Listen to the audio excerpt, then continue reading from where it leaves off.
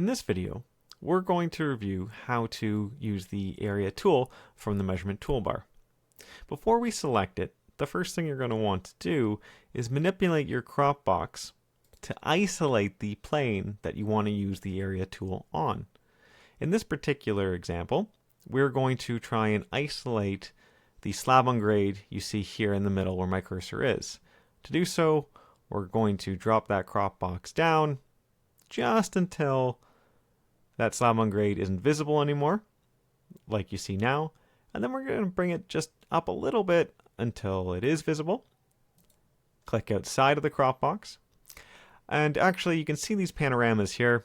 I don't want those because they're not useful for me now. I'm just going to turn those off.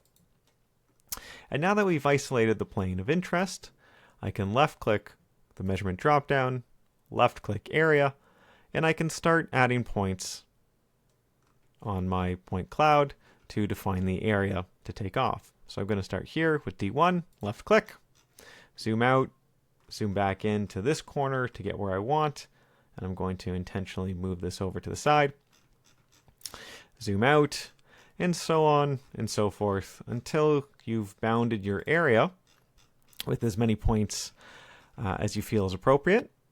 Once you've done so,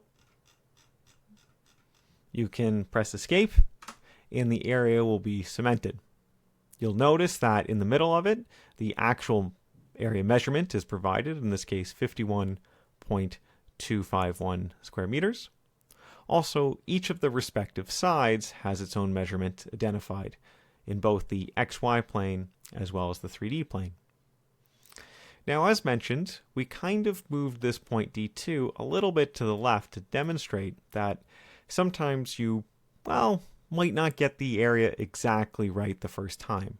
This is no problem. What you're going to do is you're going to manipulate your view and then most likely zoom in on that point.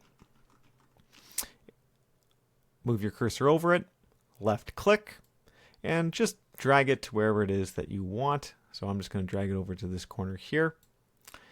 And as you'll notice, the lengths change as well as the center area changes.